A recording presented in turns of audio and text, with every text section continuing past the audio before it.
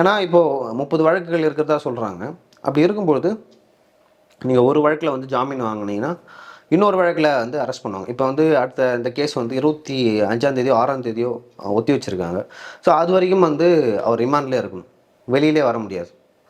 அது ஒரு விஷயம். இன்னொரு விஷயம் வந்து நான் 27ஆம் தேதி 28ஆம் தேதி எனக்கு ஜாமீன் கொடுக்குறாங்க.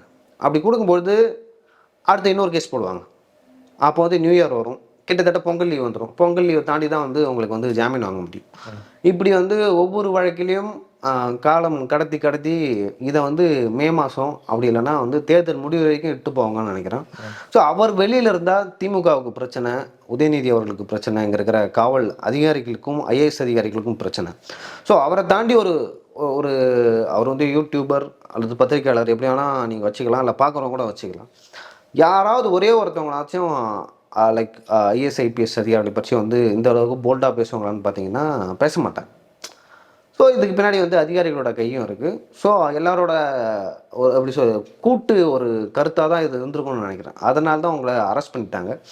இன்னொரு விஷயமும் இதில் பார்க்க வேண்டியது இருக்குது. அது என்னென்னா, இது வந்து இப்போ இந்த இந்த டைமில் தான் வந்து இங்கே இருக்கிற மீடியாக்கள் இந்த கடைசி ஒரு 3 மாதத்துல தான் வந்து ஆளுங்கட்சி அடிக்க ஆரம்பிப்பாங்க. இப்போ கொஞ்சம் கொஞ்சமாக உங்களுக்கு அதிருப்தி வந்து தெரியும்.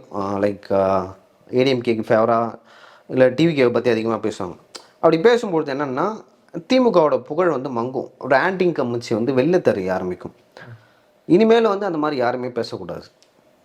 அப்படி பேசினா அவங்களுக்கு சவுக்கு சங்கருக்கு என்ன ஏற்பட்டதோ அதே தான் அவர்களுக்கும் ஏற்படும் சொல்லிட்டு மற்ற பத்திரிகையாளர்களுக்கு வந்து ஒரு எச்சரிக்கை விடுக்கிறதா நான் அதை பார்க்குறேன்.